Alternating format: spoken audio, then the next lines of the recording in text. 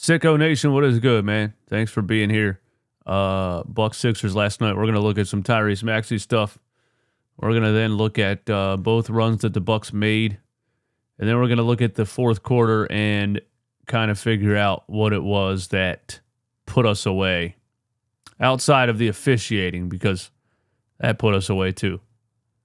Hey, man, listen, there's nothing I love more than Doc Rivers getting out-coached, and the Sixers right off the bat taking advantage of Doc Rivers' terrible drop coverage strategies is enjoyable for me, especially when it's my boy Tyrese Maxey, who Doc Rivers told as a young second-year player to hesitate on every shot that he takes.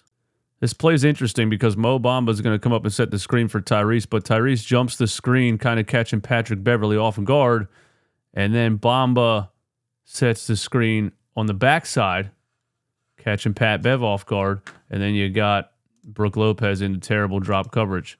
There's Maxey kind of jumping the screen now. Bamba can set the screen on the backside. Brook Lopez is all the way in the paint. That's too much space. Maxey's going to come around the left side. Hey, man, come on, bro. I'm a 43% three-point shooter, buddy. Way too much space there for my guy. Splash. Great way to get Tyrese Maxey going right off the jump. It was pretty clear that the Sixers' main strategy, at least to start this game, was to attack Damian Lillard because he can't play any defense. This is very simple. I don't know if this was off of an offensive rebound or what. Actually, I think the Bucks got the rebound and Tobias Harris stole the ball. Mo Bamba ended up with it, kicks it out to Tyrese. Again, just a simple ball screen. Damian Lillard doesn't get around the screen. Brook Lopez going to give Tyrese Maxey way too much space, buddy. Way too much space. That's money. Y'all notice I'm getting my John Madden on, man? Drawing on the screen is some new technology. Now, unfortunately for us, the Milwaukee Bucks took advantage of our terrible defense. Also, the combination of Tobias Harris and Mo Bamba defensively is so fucking bad. I'm so tired of seeing it. Here, Brook Lopez just going to set a ball screen for Giannis, and Tobias Harris and Mo Bamba will not be able to decide what they're going to do. See, Bamba's going to switch,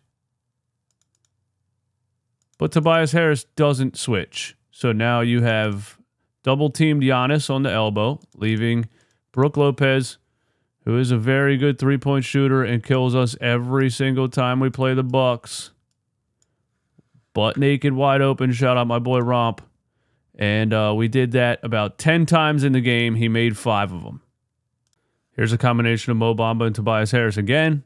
Double-teaming Giannis. That's cool. I understand the strategy to double team Giannis, but Giannis now kicks it out, okay? Now, Tobias got to find a man. Where's my drawer at? Now, Tobias got to find a man. And Mo Bamba got to find a man. All right? Go find a man. Do they? Do they? What do you think they do? What do you think they do? What do you think they do? They walk in the paint. Both of these idiots are both in the paint. Patrick Beverley wide open for 3.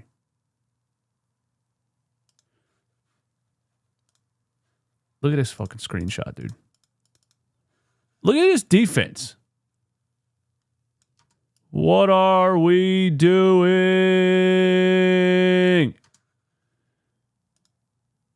Great defense, guys. Wonderful. Incredible.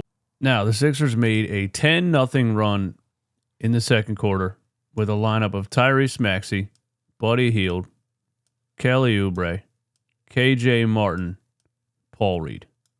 10-0 run. And the only thing that I question about Nick Nurse in this game is, how did you see all of the runs made with this lineup? And your closing lineup was that horrendous Mo Bamba, Tobias Harris, Nicholas Batum lineup that can't guard anybody. I want to know the answer to that. But KJ Martin played great defense for us. Once again, man, this is his second steal of the game. Comes up with it here, hits Buddy Hield, and Buddy Hield, on a fast break just pulls up. Splash. This might sound crazy, but Cameron Payne and Paul Reed actually played better defense on Giannis than Mo Bamba and Tobias Harris did.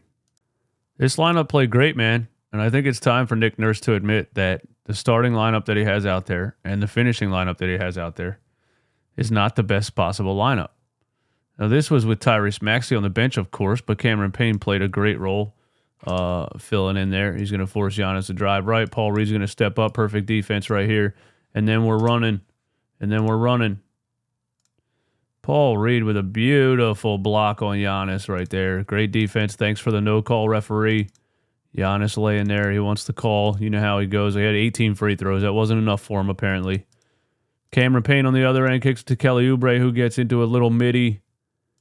This lineup was cooking, man. This lineup was cooking.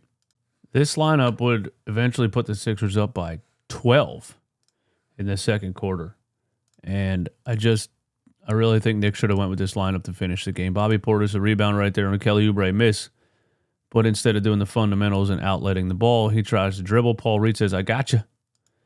Comes up with a steal from behind. Now everybody retreats and they leave 3-ball Paul wide open. A steal and a 3 for Paul Reed.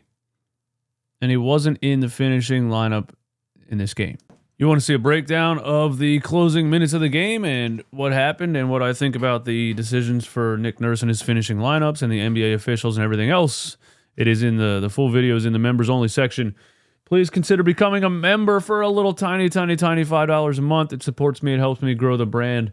And you get these full breakdowns. You get the members only live streams on Sunday nights. You get members badges in the chat. You get custom emotes. You get all kinds of cool stuff. So consider supporting me by becoming a member. Thank you for tuning in. I love you.